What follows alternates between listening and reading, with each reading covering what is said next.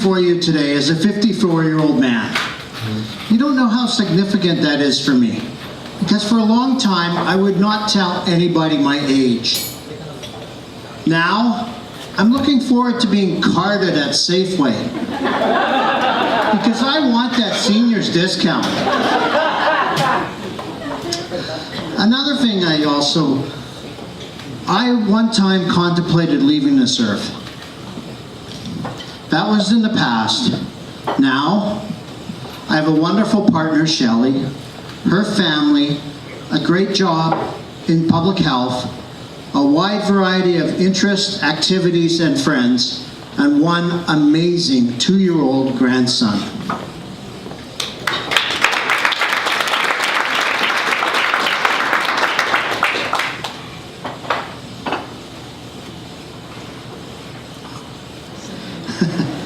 Thank you. And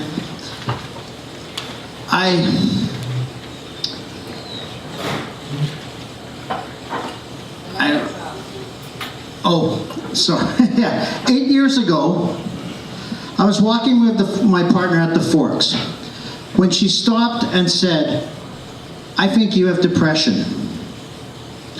We went home, we looked up about depression, and there, staring back at me, was the signs and symptoms of depression. The light bulb in my brain went off. I knew that there was something wrong with me. I just couldn't put my finger on it. I saw other people walking around effortlessly, living life, and yet I was always irritable, impatient, angry, and withdrawn. I was searching, and I searched in all the wrong ways. I spent lots of money going on trips and buying material things. I was chasing relationships which I knew would never create for me. What that got me was a ton of debt and afraid of relationships and commitment. And as a result of that, I was struggling. I was really struggling. One of the things I was struggling to do was I was really struggling to smile. I really had trouble smiling. Several months, and during this time I was tracing back to where it all started for me. And at the age of 15 was when my parents separated. They left my mother and my 2 older brothers, who were both flown, grown, and on their own. Now, I don't want to disparage my mother at all. She was doing the best she could. However, I became enmeshed with her. I took on her emotional adult heartache, and I became emotionally stagnant. I looked around, and I just felt really lost at that time. I didn't know what was happening, and it took me a long time to overcome. But jumping ahead, years later, after that walk in the Forks, I went into my doctor and I was formally diagnosed with depression. And my doctor asked me if I wanted to go on medication. And at that time I said no, because I had a stigma about it, was that if you were on medication, you never got off meds. Well, times have changed. As I mentioned, I saw a psychologist as well, and I went to cognitive behavior therapy. And then in this winter of 2014, a course was offered at our work called Living Life to the Fullest. And I took it and I really enjoyed it, and afterwards I decided I wanted to volunteer in the mental health field. So I took a mental health first aid course and ended up volunteering at Canadian Mental Health Association, Manitoba, Winnipeg region. And I became a speaker of the Speak Up program. As Tracy mentioned, yes, I go into schools, high school and middle school, and share my story, as well as universities and companies. And every time I share my story, I feel so empowered and motivated. And I have great promise that kids of tomorrow will save our society. One day after speaking, I went back to my work, and one of the nurses I worked with, she asked me, "How was your morning?" And I said, "It was great."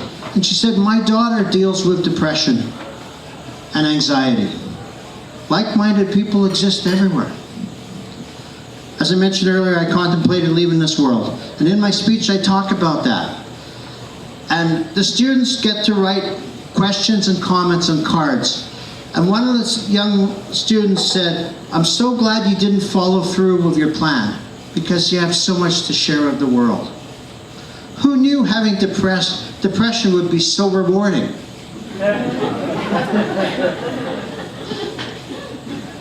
I decided that I was going to be open and honest and transparent with my depression, and I tell everybody about that I have depression and how it is. And you know, most of the people were receptive to that. However, there were a few people who didn't quite understand or didn't want to associate with you. And I feel sorry for those people. Obviously, they're dealing with their demons, but I don't judge. And when I do judge, that means that I need a mental health checkup. As I mentioned earlier, I have a grandson. And we talk about our grandson all the time. My partner, people ask my partner, "You must have like 10 grandchildren, because you talk about them all the time." Well, we just have one, Oliver. And he really is an amazing young man. I didn't know what, because I don't have any kids of my own, I didn't know what sort of grandparent I would be. So I had irrational fear about that, which was quickly overcome. Because one time he was visiting with us, and I was sitting on my chair, and he climbed up onto my chair, and he fell asleep on my lap. I tell you, I really thought I had died and gone to heaven. It was the most amazing moment of my life. And for the first time, I really understood what unconditional love is. Because here is Oliver. All he ever wants to do is love and be loved. And a hug from him is the best thing possible. So that's one of the reasons why I volunteer, is because I don't want Oliver to go through what I went through as a teen. And I want to leave the world in a better place for all the Olivers of the world. I chronicle my journey with depression through a blog called Struggling to Smile. I deal with the highs and the lows, the ups and downs, my thoughts and feelings about depression. And whenever I'm with Oliver, people always say, "Well, maybe you should change the title of your speech to Struggling to Smile No More." However, I like the title because it's a reminder for me.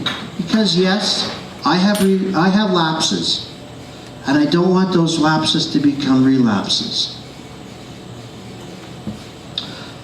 I'm in a good place right now because I'm open and honest about my depression. I've been able to help other people. I have a great circle of friends and relationships that are more meaningful than I've ever had before in my life. I have a wonderful partner who I will marry next year.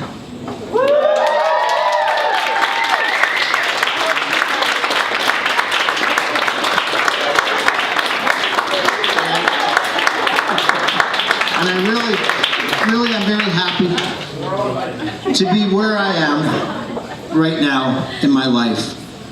It is so rewarding, because after all, I still am a work in progress, but I know that there's so much more out there, and so many positive things out there to look forward to. Because for me, life is like a book. There are good chapters, and there's bad chapters. I don't like to dwell on the bad chapters. I like to learn from them, and I like to move on. And I am still reading, and I'm still writing the next chapters of my life. And I can't wait to see how they all turn out. Thank you very much.